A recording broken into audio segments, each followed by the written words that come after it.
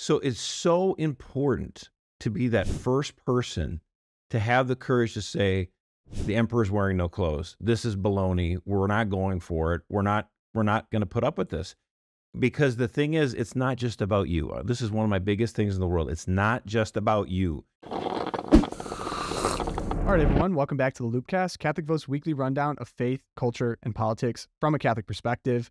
This week, we have me, Erica, and Josh, and we are still talking Dodgers. We're still talking baseball. The reason being, we now have a lot of the responses to the Sisters of Perpetual Indulgence honoring at Dodger Stadium. It's really forced a lot of people to have their feet to the fire, and there was kind of a long period of time where we were kind of wondering, what is the response going to be? Are people going to respond? And what's the blowback going to be? And I think it's worth recognizing here, the first person to speak up was Archbishop Cordeleone. And other people have, but he was the first mover. And Josh, I know you were really impressed by that response. So let's start there. Why were you so impressed by what he had to say? Well, I think it gets to the point of courage, because the first person to stand up and say this is wrong is the person that gets attacked. And they threw everything in the kitchen sink at Archbishop Cordeleone, and it's funny. He's very soft spoken. He's very gentle in his demeanor, but his name means heart of a lion. He really does have this courage, right? And so it's really just kind of neat. And on the same fold, okay, so once he does that, right, he goes out and says, this is wrong, and we should be able to call it for what it is. This is blasphemy. This is mean. This is attacking women religious that we know have served the church. We got to stand up against this. So he comes out, the first one, and then the Archdiocese of Los Angeles comes out, and then Bishop Barron, who used to be the auxiliary bishop in Los Angeles, comes out. Then you start rattling them off, like the Archdiocese of Orange. Then you have, other bishops, Strickland, of course. And Strickland was like going rah, rah, rah, getting other people to get excited about it. And you actually see the same thing carry through when it came to the response within baseball. See, I think some of these baseball players were kind of hoping maybe the Dodgers would realize this is dumb and they're not going to do it. So they waited a little bit. You know what I mean?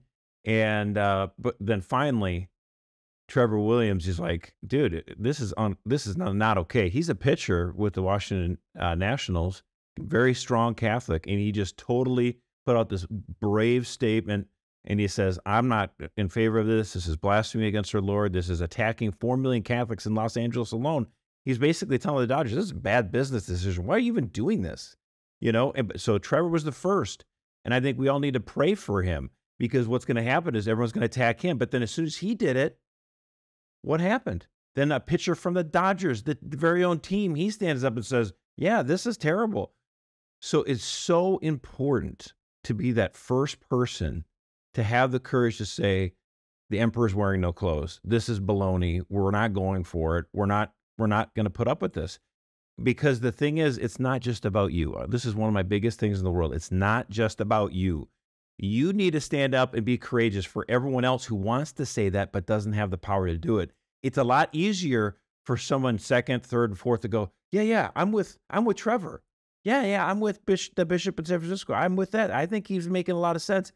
And it's easy to kind of say, well, why aren't these other people courageous? You know something?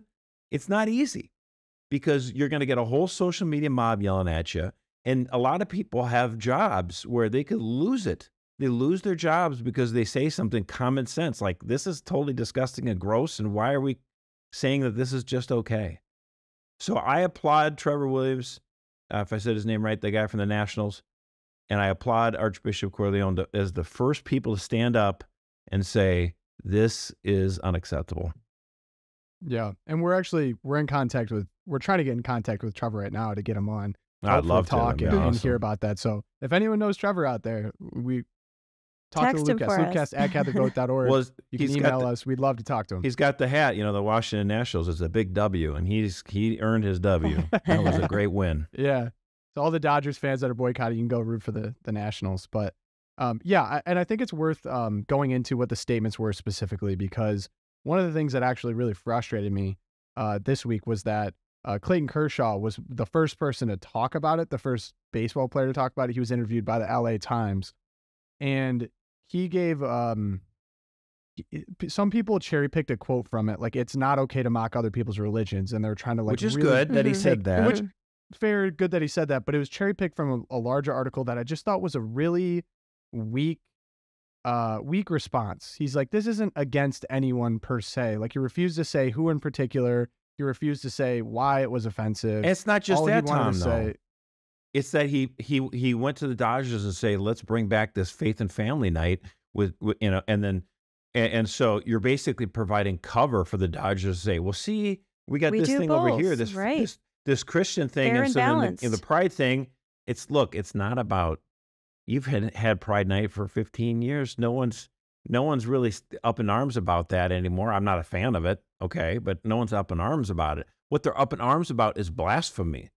You can have your Pride Night without having blasphemy. So don't let them, Clayton. You're letting the Dodgers say, hey, look at the shiny ball over here, to distract people from what's going on here. So I agree with you. I think it was horrible that he did that. I thought it was a totally horrible response and a counter witness to the gospel. Right.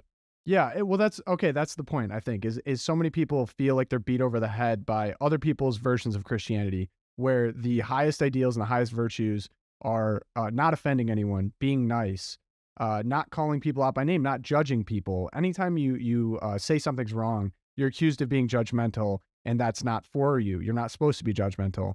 And yeah, so it's this idea of religion being completely and only personal inside of you. Right. That there's no corporal aspect to your religion. Right, And I just find that revolting. The mark of a good Christian is someone who never confronts, right? So you never actually confront evil. I was talking about this with a friend last night, and the idea that, oh, you're a bad Christian if you're objecting to this. We're hearing this from the Catholic, the liberal, left, whatever you want to label it. But even within our own church, we're hearing from people, oh, it's very complicated. And if you make the Sisters of Perpetual Indulgence feel bad, you're a bad Christian. Complicated. It's not complicated. That's what they said. Yeah, that was the He article. literally said it's complicated. It was America Magazine, right? Yeah. Right. Yep. Right. Well, it's like, what's complicated about it? It's only complicated if you serve two masters. Mm-hmm. Like if you worship, the LGBT rainbow cult and try to pretend you're also Christian, then it's complicated. That's complicated. Because they're you're going to be forced to other. make a choice. Right. Yeah, and like I just think it's the same with politicians. It's the same with church officials as well, clergy, that refuse to call out evil when you see it right in front of your face. And I just think it turns so many people off to not hear people condemn obvious sin, obvious problem. Politicians do it because they don't want to offend people, lose votes. Clergymen do it because they probably don't want to lose out on people that leave their parish or lose money or whatever. But the thing is like what inspires people, what brings people inspiration is when people address evil head on. And I think that's what Blake Trinan did with his statement. I think that's what Trevor Williams did. I just wanted to read a little bit of it because I think it's really moving. This is what I wish Clayton Kershaw would have said. And I think this is actually the true Christian response. So he said, this is Blake Trinan. I'm disappointed to see the Sisters of Perpetual Indulgence being honored as heroes at Dodger Stadium. Many of their performances are blasphemous, and their work only displays hate and mockery of Catholics and the Christian faith. I understand that playing baseball is a privilege, not a right. My conviction in Jesus Christ will always come first. Since I have been with the Dodgers, they have been at the forefront of supporting a wide variety of groups. However, inviting the Sisters of Perpetual Indulgence to perform disenfranchises a large community and promotes hate of Christians and people of faith. This single event alienates the fans and supporters of the Dodgers, Major League Baseball, and professional sports.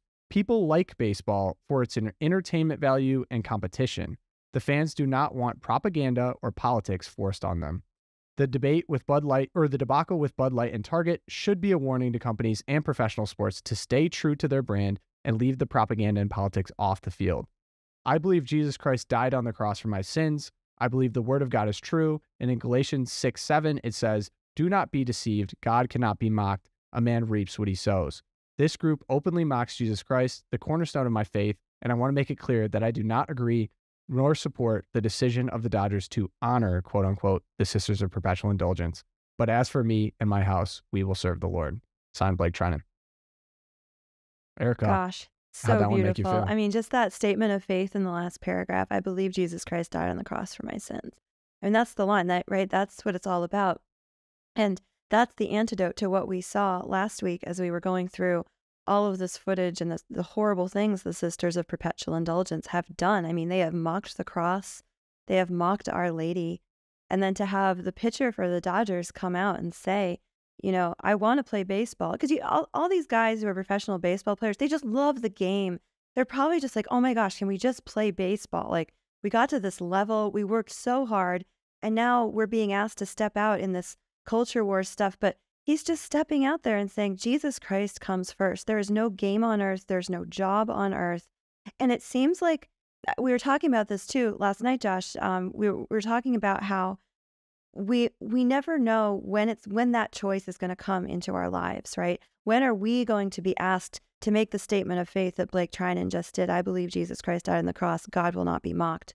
And it'll seem like a little thing. Like for some of us, like Blake, he's the big name in LA, big name in baseball. And it came this week when he said, I have to make a choice and I'm going to choose Jesus Christ. For some of us, it's when our employer tells us, you got to put your pronouns on your name tag, or you have to, compelled speech about X, Y, and Z, or you have to attend this train. So it seems like these little things, like, is it really a big deal for Blake to just go play the game, ignore what's going on around you? And he's like, yeah, it is, because Jesus Christ comes first. And this is a clear case. Like, there's no gray area here. This group mocks our Lord. And he said, this is my moment. I'm going to take it. So major shout out to Blake Trinan there. And may we all have that same courage when the moment comes to each of us. Absolutely. It kind of reminds me too of like all the martyrs of history had that moment. This is kind of like a very smaller version of that martyrdom. It might be a martyrdom of your public perception or of potential earnings. But we've had Christians in the past literally on their knees, gun to their head, saying this exact same thing and paying the ultimate price. And it's a quick trip to heaven, right? So Catholic Vote has kind of been put on a lot of people's radars that maybe didn't really know about it before. I've already had a few people who maybe vaguely knew that I worked for Catholic Vote, who have come up to me and have been like, oh, you guys are going after the Dodgers. Like, thank you. And I guess I've been thinking about, there's times where I wish that Catholic Vote didn't need to exist, of course, right? Because I wish that blasphemers wouldn't be getting honored on a national stage, or the DOJ isn't coming after people of pro-life convictions. But this just feels like one of those moments, and it's like such a blessing to work with Catholic Vote and be a part of a community of people that are rightfully upset about this and now feel like something is being done about it on their behalf. And so there's been a kind of a cool unifying, I guess, of like people, Catholic, non-Catholic, Christian, just seeing something that's wrong and seeing someone kind of take lead on this has really been inspiring, and hopefully inspired some of these responses. I wanted to ask Josh too. We got an email this week, I know, from a donor who said, you're running this $1 million campaign to run ads against the Dodgers. And wouldn't it be better to take that money and go register, a bunch of Catholic voters somewhere? Like, wouldn't that be more practical and more what you do? And Josh, I wanted to kind of get your take on that. So, why this battle? What's the significance of going after something like the Dodgers here? Well, ultimately, I mean, when people talk about that, I always say, as a political organization, we're obviously trying to register more people to vote, make sure Catholics are informed about where the candidates stand on all the different issues. That is, of course, important. But like, to me, that's important not in and of itself. It's only so that you can hopefully change policy and get better laws passed, and that will have a better effect on the country that we live in.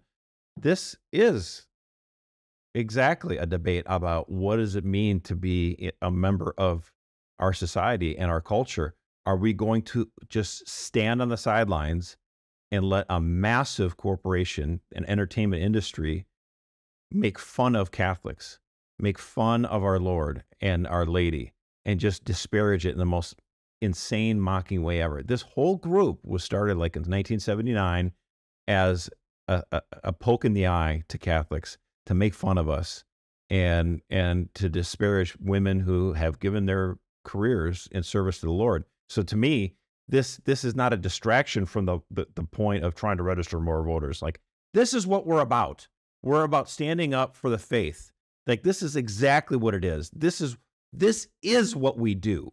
This is why we're here. Like, we are here to call attention to this and say, no, We're drawing the line here and no further. You cannot do this. We're not going to allow this to become a new thing where every corporation lines up and says, we're for the SPI as well because they do charitable work. I mean, give me a break. We would never allow that argument for like the Klan. Like, oh, well, the Klan, they also run a soup kitchen, so we're just going to ignore the fact they do this other stuff. Like, what in the world are you talking about? Like, just because there's some charitable work here, and what is the charity work anyway? This is what some of these reporters are finding out. They're raising money to give it to kids to mutilate their genitals so that they can switch genders. So, like, most of their charity work isn't charity anyway. So give me a break. If we're not standing up and we're not calling attention to this horrible thing, then yeah, you know what? Then it's like Office Space. What is it that you do here? Exactly. Yeah. Completely agree. And you made a great point. I was talking to a donor actually over the weekend whose daughter is making her final vows. I think she's becoming a nun. I can't remember what order. But she looked me in the eye and said, "You don't understand how angry this makes me because my daughter is giving her life to this order. And for someone to disparage and mock this sacrifice of your life to take on this vocation is just unconscionable to me. This makes me more upset than you could ever know. And it really brings me so much hope and joy that someone would come to their defense. And a lot of the bishops did as well. Or like Cordialone specifically is like they always talk about these Sisters of Perpetual Indulgence. Oh, they did all this work for AIDS. Do you know who was serving people with AIDS before the Sisters The Catholic of Perpetual? nuns. Actual nuns. Well, and actually that whole thing, that's what the one writer with American Magazine who wrote that he had complicated feelings on it. He's a guy, Michael O'Loughlin. He's written for The Advocate, which is a gay magazine before. And, so hello. And his whole point with this is that in the battle in the 1980s, the bishops were just not doing anything and they're afraid, well, because homosexuality is bad and all this stuff and da-da-da.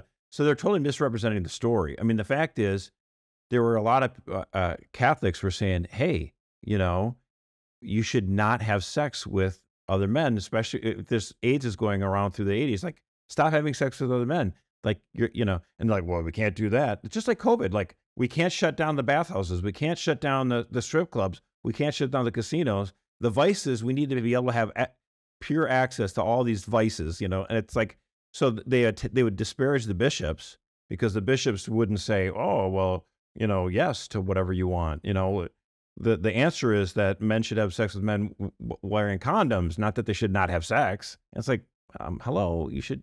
So that's why he has got complicated feelings about this. The bishops were right about this in the 1980s. Like, stop. Like, you're killing yourselves. But they're like, how dare you? You're against us.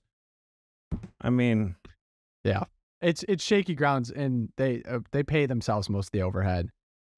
So it's totally shaky grounds. But I think the broader point is, like, we've been able to step up to defend people that are just giving their lives to Christ and they don't have the platform per se to defend themselves in public, and we've just been able to be kind of the and the thing about this that gets me for those people is that, okay, so let's grant something here, that for most people who are gay or lesbian, if for the better part of several decades, let's say 50s, 60s, 70s, 80s, 90s, whatever, as they're growing up, as they're teenagers, whatever, did they receive taunts, bullying, all that kind of stuff? Mm-hmm. No question. Absolutely. No question. Absolutely. Was that right? No, of course not.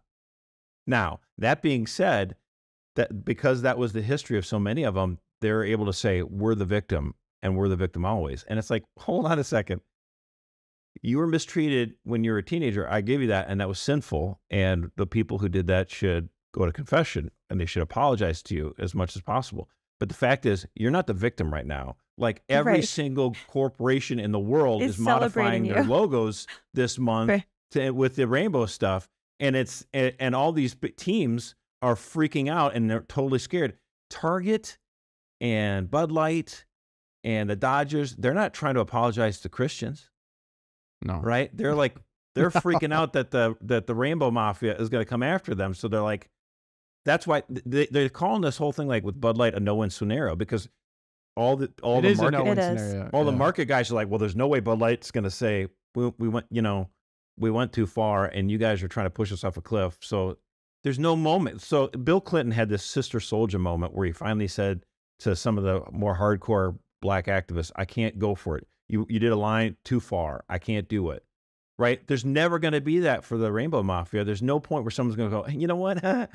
We're with the corporate logo, rainbow logos. We're with giving you gobs, millions of dollars. But when you start attacking Catholic nuns, we got to draw the line in the sand. The There's no corporations line. aren't doing Right. it. They're just like, well, we can't say that. We can't draw a line there. And now the Christians are upset and they're not going to our place. So is Target and Bud Light just going to, collapse and just go under? I mean, it's like, it's a no-win scenario for It them. is, especially Target. They need Captain Kirk to come in with the Kobayashi Maru Yeah, here. and Target over the weekend, this was an interesting story. They actually were receiving threats of violence, bomb threats that they were going to attack. They were receiving them from the Rainbow Mob because some of these Target stores in the South had taken their Pride merchandise and moved it to the back of the store. And as a result of that, and this was in the Daily Signal, the reporters uncovered at least in 2 stores, they received threats of violence and bombs because they had caved into the Christians. So again, like not from those conservative parents that were concerned about them grooming their kids. It was from the Rainbow it was Mob. from Yeah. the Rainbow Mob that there was threatening violence.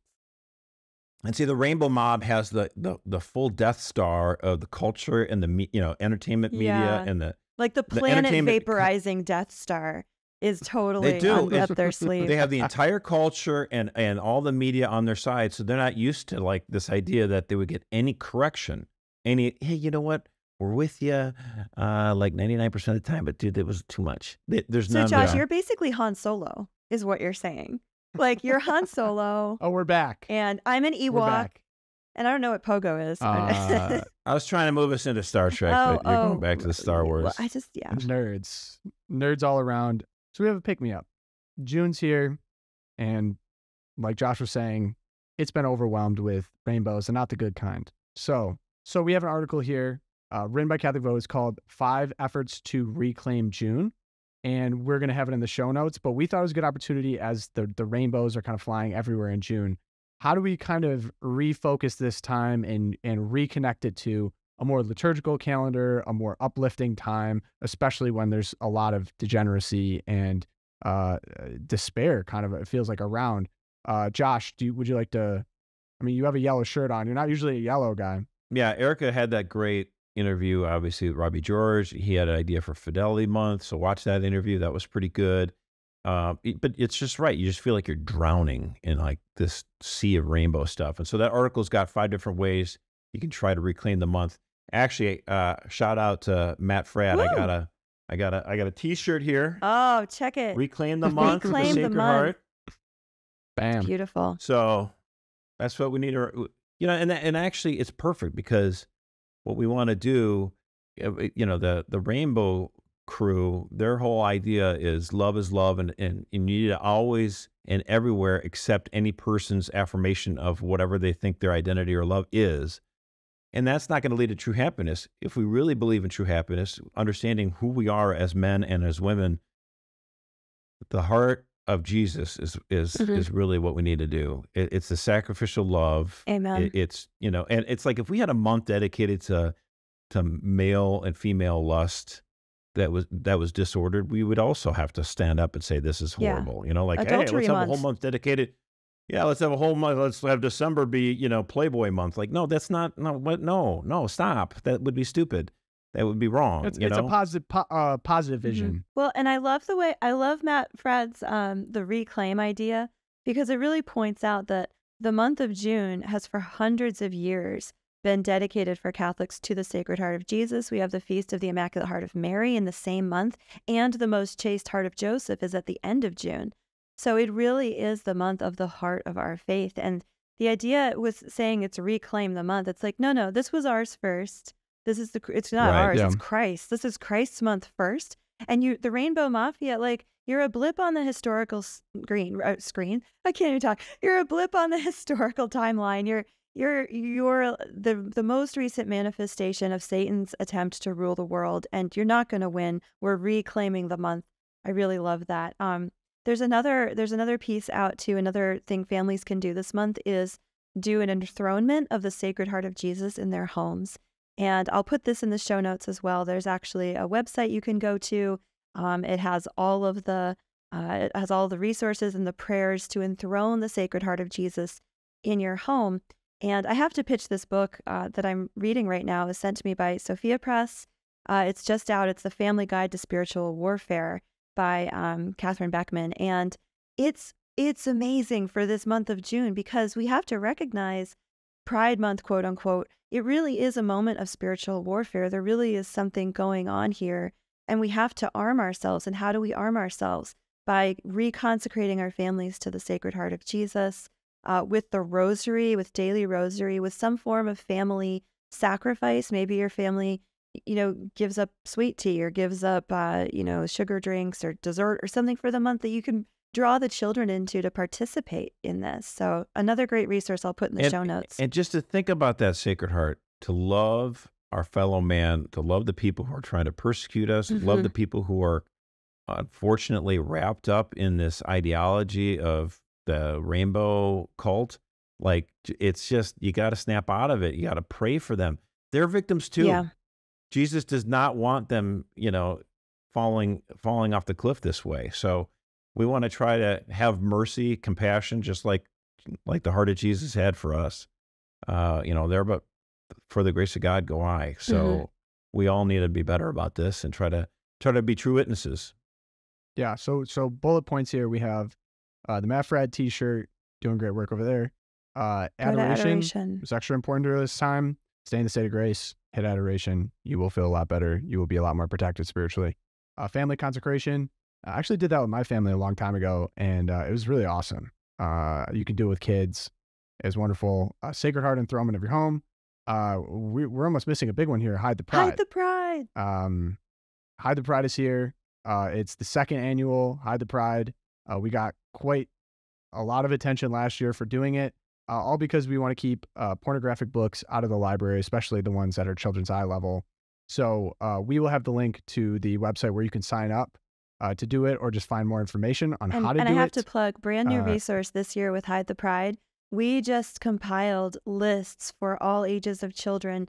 So go check out our positive book lists of what can we be filling their imaginations with. Also available on the Hide the Pride website. Check the show notes. Positive vision. It's all about that. Yeah. So it's important to be protecting your kids, because there's been it's an unfortunate part of the LGBTQ movement is a targeting of children, and childhood innocence is of utmost importance, something that we believe in fully and really need to protect actively. So this is a good way that you could do it. So look more into that. I'll be doing it at my local library. Looking forward to that. So reading a good book about spiritual warfare. Erica talked about that. Or you could listen to our interview. We did an interview with an exorcist. One of the best performing interviews we did. It was kind of a sleeper.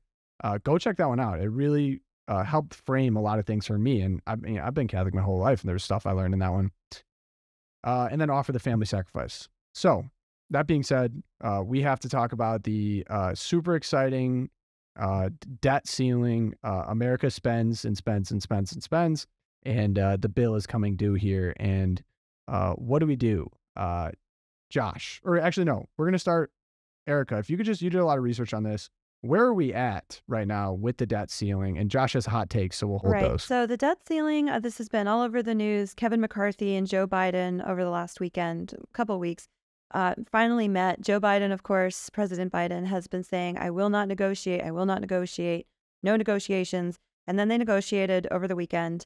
And people on both sides of the aisle are claiming great victory. So Joe Biden, hero for the left and, Democratic progressives. And Kevin McCarthy is touting it as, wow, I got all of these concessions. And of course, the crux of the matter is the United States has surpassed its $31.4 trillion debt ceiling. Now Congress has to raise it or we default on the debt.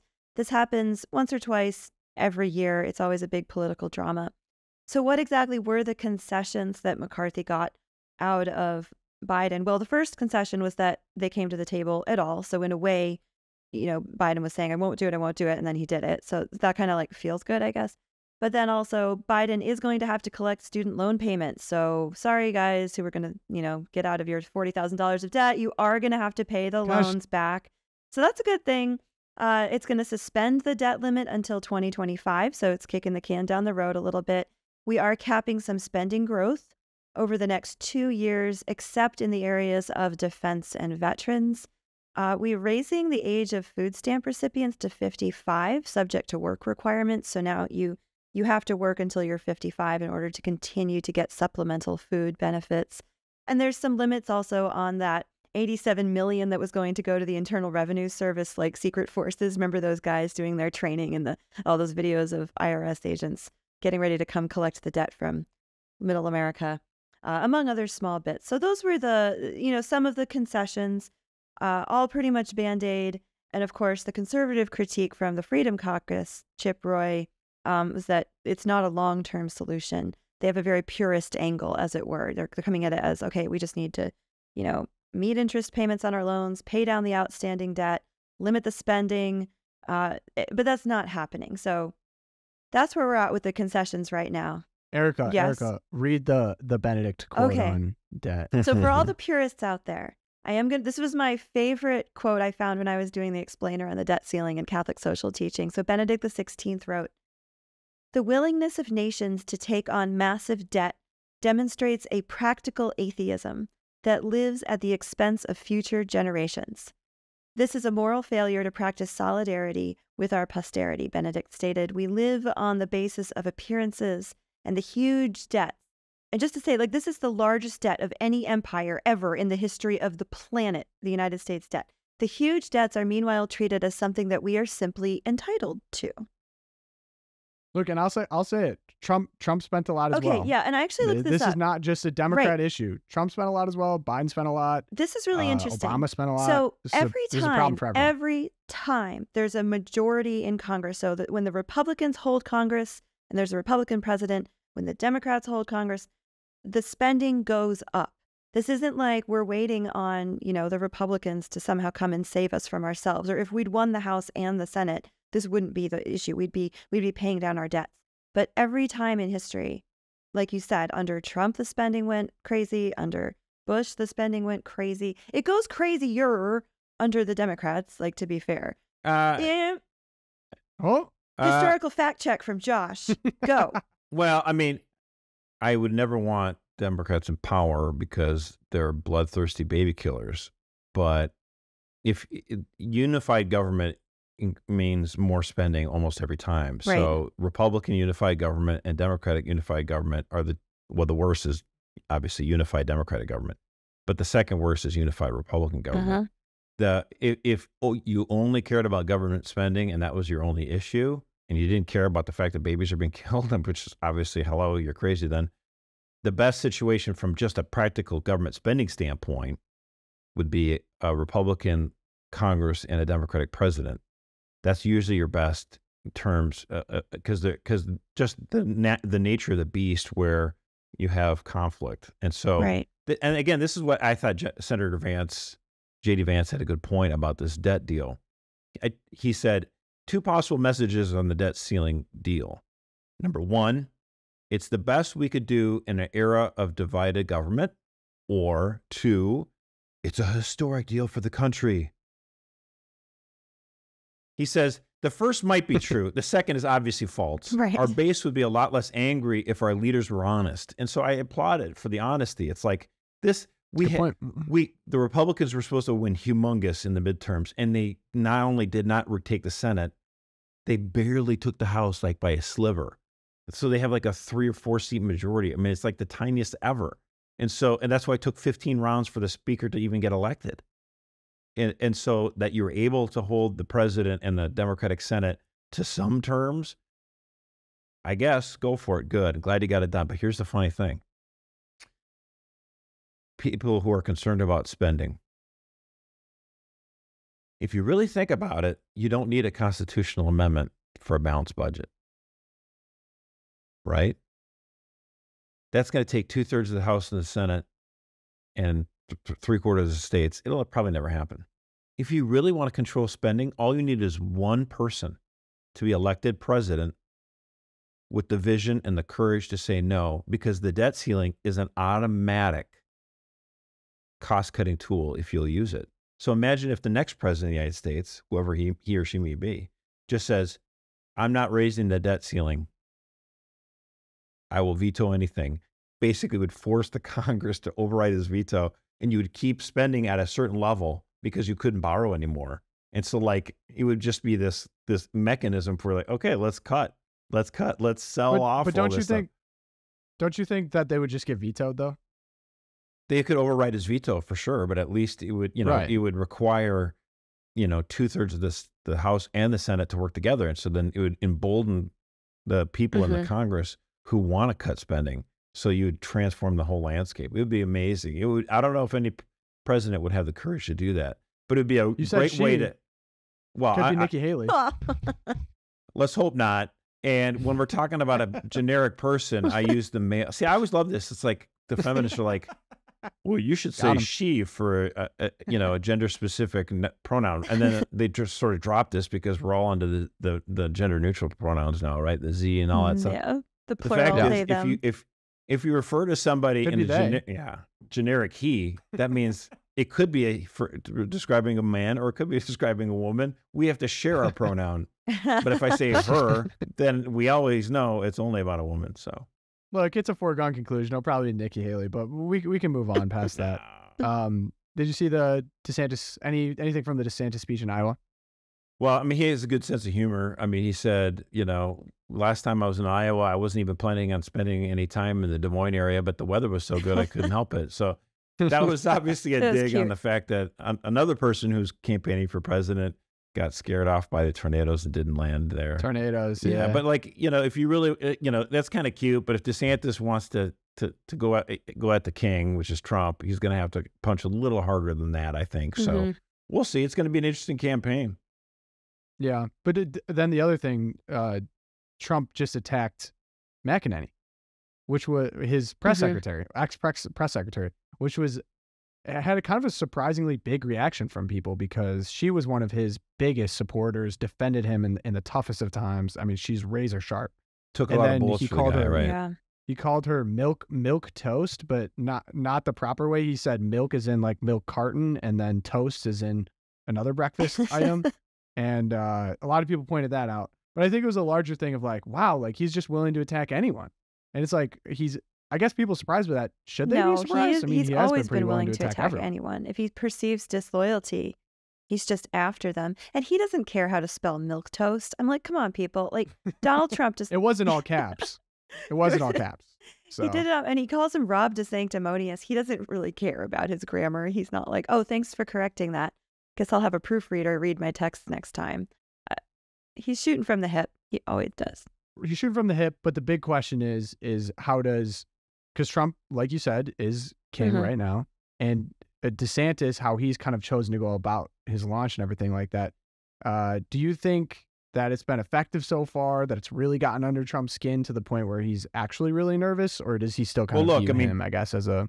I mean, it's still very early in the campaign, but the fact is, DeSantis, he starts his campaign and now he's actually going to Iowa to campaign, which is good. Whereas Trump...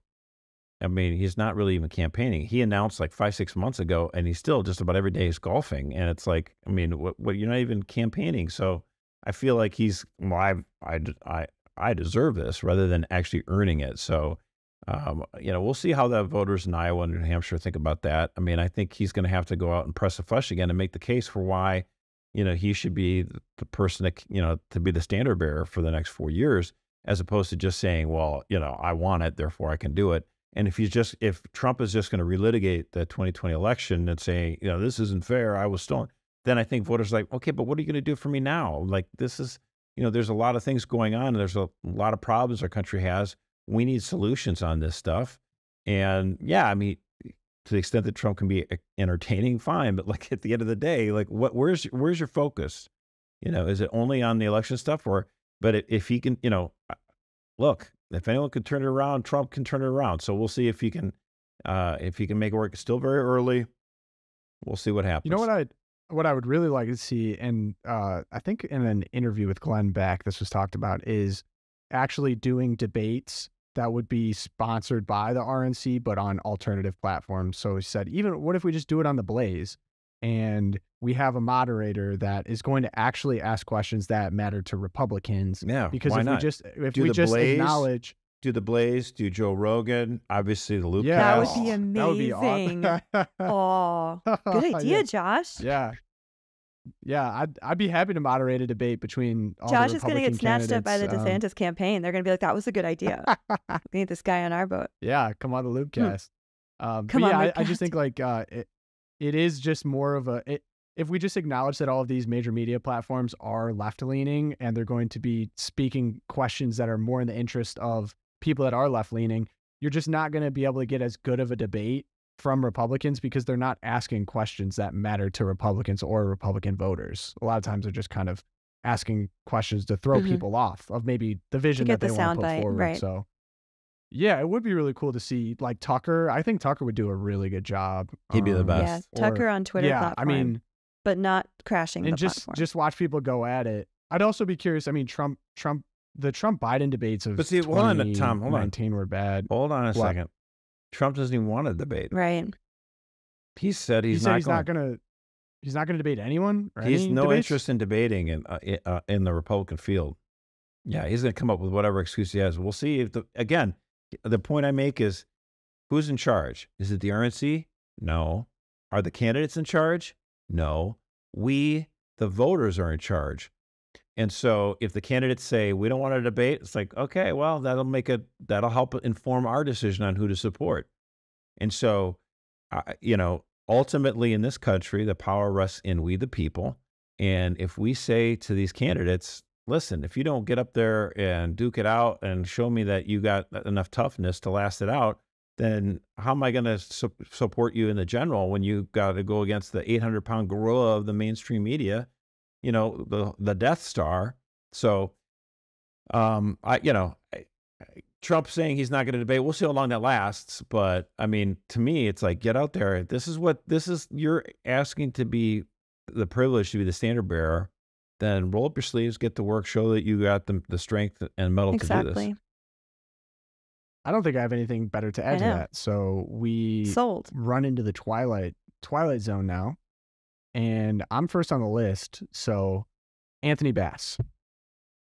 At the same time where a lot of players were making very courageous statements against the majority, essentially, the people in power on the Sisters of Perpetual Indulgence, we had at the same time an apology offered. And no, it wasn't from the Dodgers about honoring an anti-Catholic group. It was from a player, Anthony Bass. He plays for the Blue Jays, and I'm going to play it. I'll play it. Here it is. I recognized yesterday I made a post that was hurtful to the Pride community, which includes friends of mine and close family members of mine, and I am truly sorry for that. I just spoke with my teammates and shared with them my actions yesterday. I apologized with them, and as of right now, I'm using the Blue Jays resources to better educate myself, to make better decisions moving forward. The ballpark is for everybody. We include all fans at the ballpark, and we want to welcome everybody. That's all I have to say. Thank you. Context. What he shared was a Instagram video about some reasons why you should boycott Target.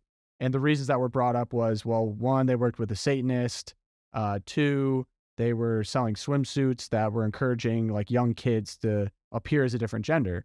And all he did was share that. He didn't make anything and post himself. He didn't do a video of himself.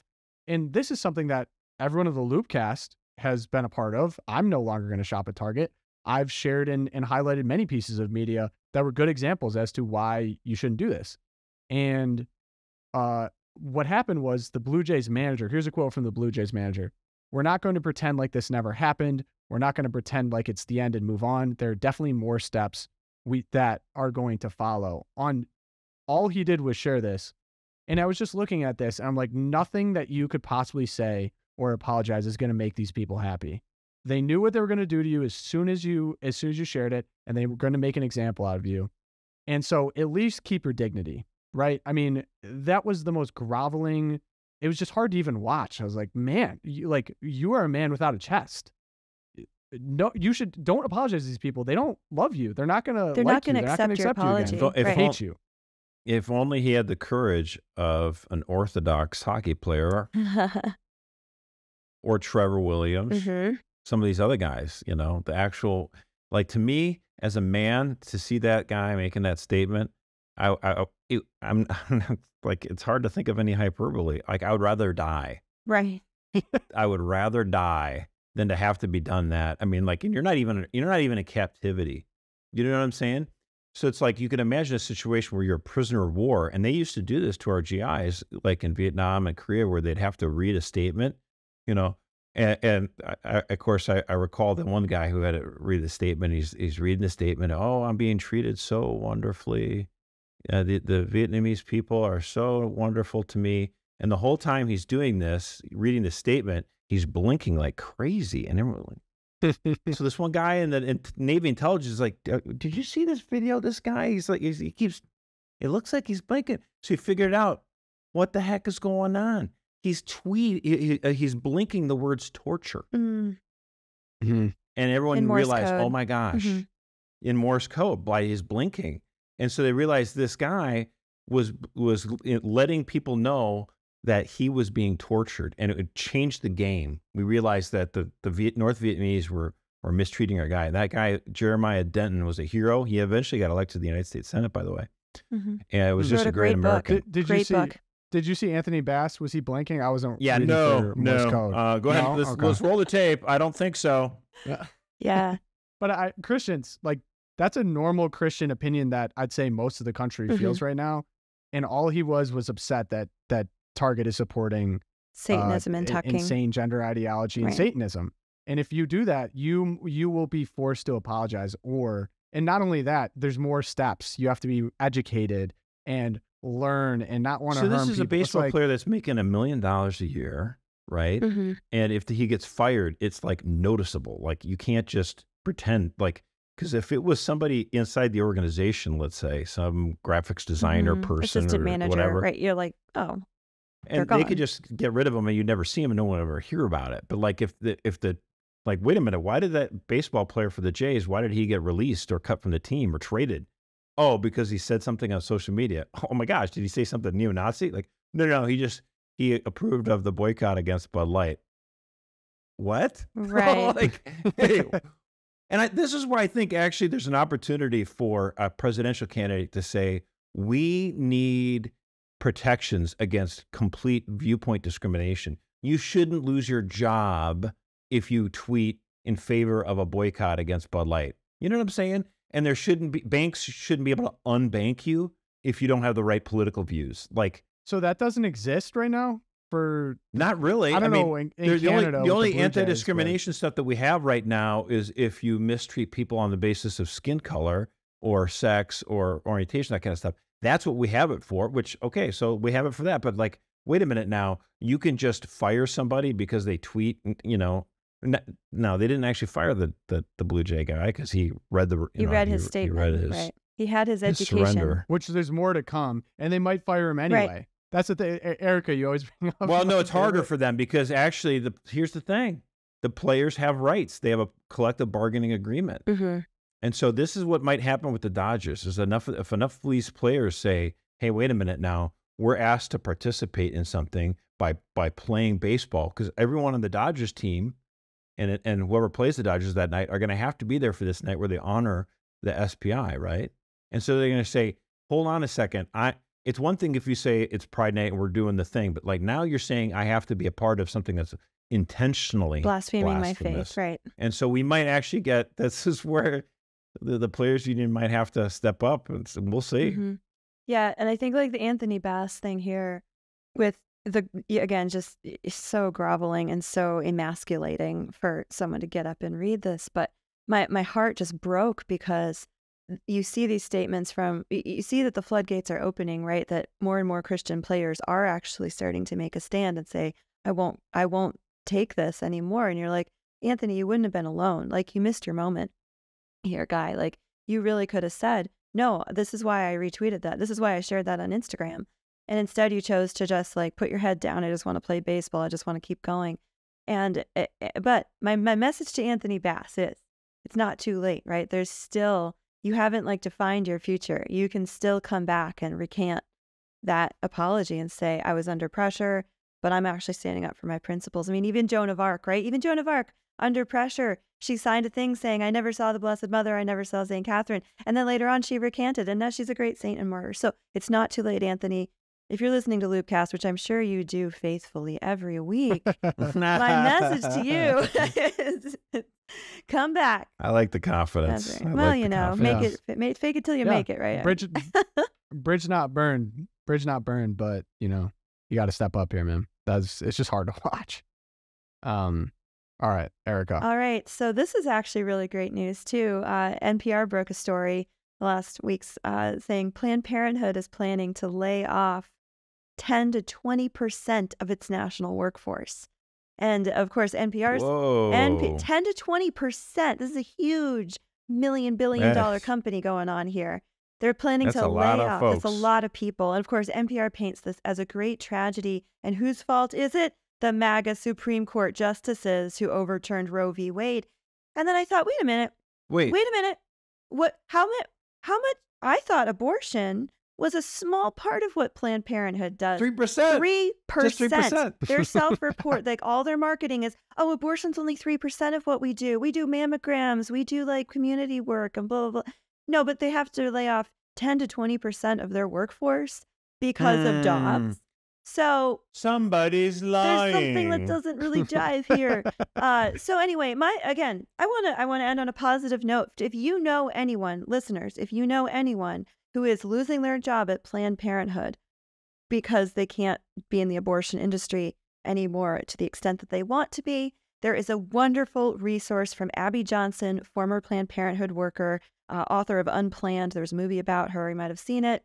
Called And Then There Were None is her organization. And it actually exists to help people who want to leave the abortion industry, or in this case, are maybe being forced to leave the abortion industry. And it is to support them, to help them get new work. It's at abortionworker.com. So check out Abby Johnson, because it turns out Dobbs hit Planned Parenthood a lot harder than they had even predicted. Well, so good news there. Erica, that's really good news, but I think what's concerning about Planned Parenthood is they've really ramped up their element for gender, sex change drugs. They're a huge provider for testosterone for people that want to not just change people, their gender, Tom, and they give minors, it with basically no or children who minors, want to do it kids, without telling their parents. kids with like right, no telling their parents. After 1 or 2 visits, they're giving it to them. So that's kind of a concerning rise too, and I think that's why it continues. Legislation is important. And a lot of these boycotts, and Erica, we were talking about this, like, it's exciting to see real change, but the thing that needs to come with all of the excitement on boycotts and the wins, there needs to be power actually changed here. There needs to be actual wins in terms of new legislation, in terms of new representatives. If there's not a change in power, then it's just like a flash in the pan. And then we go right back to... Yeah, we can't let these wolves just go after all of our children like this. So it's good that we're getting these laws passed. Substantial legal challenges. That's why, and it goes back to like Christians, just stay in your little religious bubble and don't do anything. There's nothing Christian about allowing you have no obligation to care for your brothers. You're not your brother's keeper. You don't. Faith is only inside. You know, and what you do on Sunday, you shouldn't actually care about other people getting mutilated or hurt or killed. No. Faith without works is dead. And if the faithful who are not doing public works are literally, there are children who are dead because of our, what do we say? We say, forgive me, the sins of commission and sins of omission. So when Catholics are not active in the public square, like you said, Tom, making real change and pushing for real change, that's the sin of omission. And it cries out to heaven too. So 100%. Get out there. Vote. Amen to that. Hey. Josh. Well, my Twilight Zone is about liberal Catholics. They are really... I knew this was coming. They are really upset. Let me tell you what. They're not. Well, they're not upset at the Sisters of Perpetual Indulgence. Oh, no. No. And they're not even mad at the Dodgers for honoring them. Oh, no. No, you see, liberal Catholics are mad at you and me because we're the ones sounding the alarms over this blasphemy. There's this guy, most of the audience probably hasn't heard of him. His name is D.W. Lafferty. He's this liberal Catholic agitator online, you know. He's so crazy. He said this, he tweeted this out.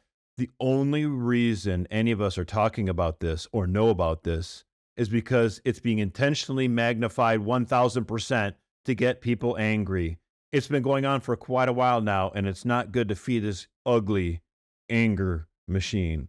Okay, so first of all, I mean, maybe I'm a little ugly, and I know I'm angry, but I'm still not a machine, so hold the phone here. But anyway, see, here's the thing. In Lafferty's mind, the problem here is that you and I are getting angry at the Sisters of Perpetual Indulgence who are mocking our Lord, Our Lady, and all the women religious. The problem isn't that they're blaspheming against the Lord. It's that we're mad about this. And you're like, wait, what? Now what's going on here? Here's the thing. In politics, they say a gaffe isn't when you make a mistake and say something wrong. In politics, a gaffe is when you unintentionally, accidentally tell the truth. That's the real gaffe. And that's what happened with Lafferty. He says, seriously, he's admonishing his fellow liberal Catholic followers on social media. He goes, he said, quote, seriously, don't take the bait. It's just another serving of outrage on your social media plate to get you to fume about HTML, LGBT people and vote a certain way. Now, did you catch that? The concern isn't about drag queen nuns. The concern isn't about mocking our Lord and all the women religious who are giving their entire life services. That's not the problem.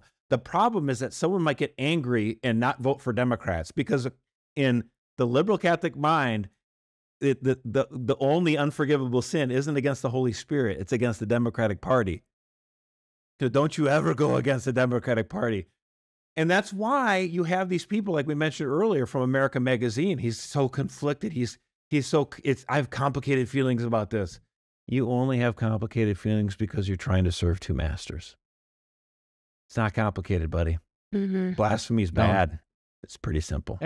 And for those that don't know, there's a connection actually between the Sisters of Perpetual Indulgence and the Biden administration. Oh my gosh, right. This is great. This is Twilight. Let's cap it off, Tom. Sam Britton, right? The guy who was working in the Department of Transportation, and he's going through luggages and he's pulling out clothes that he likes, right? I mean, the guy was, and so they finally had to let him go. I mean, he was just, what a goof. He's stealing luggage. He's stealing people's luggage. luggage from the airport, taking it, and then he'd wear their clothes. Right. Female clothes, women's clothes. Right. Female clothes, because he's an interesting cat. But anyway, comes to find out, someone looked at a picture of the Sisters of Perpetual Indulgence all styled up. It's like, oh, that guy looks kind of familiar. Bottom right corner. Turns out. Boom. Sam Britton. Sam Britton led the chapter of the DC version of the Sisters of Perpetual Indulgence. So, close ties. Actually, by supporting the sisters and by seeing as what they're doing is good, having complicated feelings, it is connected to the Biden administration. It is connected to the Democrats. The Biden administration looked over this guy's resume and didn't see this as a red flag, but thought, hey, this is the kind of guy we want to hire. We hate Catholics. Yeah, I mean. Well, that also, by the way, I know that Joe Biden has been so egregious in his support of abortion, so egregious in his support of sex changes for minors, gender mutilation. And he was the first, he participated in a same-sex so-called wedding at the White House when he was vice president. So his record is egregious. But I am still not going to give him a pass on this. He always talks about how much he loves nuns and the sisters and all that stuff. Catholic school. In his background, growing up in Catholic schools, he kept talking about it. So many comedians would talk about how the nuns would slap him on the wrist, all that kind of stuff. Joe Biden would talk affectionately about nuns. Mm-hmm. And yet, he has not said a word against this. So Catholics need to understand that we cannot be played by this, by politicians who say, hey, I got a rosary, I got ashes on my forehead, Ash Wednesday, I love nuns. And allow them to distract you from the absolute baloney. And it's not like they weren't asked. EWTN reporter Owen Jensen, I love this guy, gets up there at the White House press conference, and he's asking the spokesman, "Hey, what's going on with this? The president's Catholic. He likes to be, talk about his Catholic faith, and yet the Dodgers are supporting this group that's offending." And she's like, no, We don't talk about baseball. Like, oh, but you have Ted Lasso up there. But you have Brittany Griner, the basketball star. Like, but no, I mean, we can point out. And every championship team goes to the White House too. So the Dodgers have been there. The president is above baseball. Yeah, and like, look, we can point out the hypocrisy. Give me a break. We can keep pointing out the hypocrisy. They don't care. They don't care that we're pointing out the hypocrisy. No. The bottom line is, don't be fooled. This is evil. Yeah. Push back. Erica, that is such a great. They brought a fictional soccer team to the White House and like, yeah, we got nothing to say on the anti-Catholic group of the Dodgers. Give me a break. Oh, it's so good. Yeah, I think this is education. People need to know this. Like, this is why the Loopcast exists, why the Loop exists, and for people that, I hope you guys are having conversations with people about this, because this has actually been a really good conversation starter for a lot of people. It's just a good opening to be like, hey, it's important that you know the truth and you see news and culture from a Catholic perspective. So share the loop. And it's like you said, Tom, if you don't draw the line here, then where are you ever going to draw it? You'll never draw it. Right. No, completely agree. So that does it for this episode, but ways that you can help. Like I said, this is an education thing. A lot of people are really ignorant on what's going on, and they may have seen this for the first time. This is a great opportunity for you to, one, share the loop. It's just, I think it's still the best resource out there for really getting a quick news summary of what's going on from a Catholic perspective, a little bit of an uplift, some beautiful images. The Loopcast ends up in there, of course. So share that. Rate us. Apple Podcasts especially helps us out, but Spotify, you can rate us as well. Give us 5 stars. It really helps us out. Email me, loopcast@catholicvote.org. I need to check the inbox. It's been a little while for me, but I promise I will answer you. I've really been enjoying talking to people. Sorry, I'm slacking on that. I've been busy. And then also, a happy Memorial Day, a little bit late to everyone. Shout out to the troops of people that gave the ultimate sacrifice so that we can be here doing this podcast, living in this great country. We owe a tremendous debt to those people, and pray for the repose of their souls, of course. So that does it for this episode. We will see you next Thursday. Bye, guys.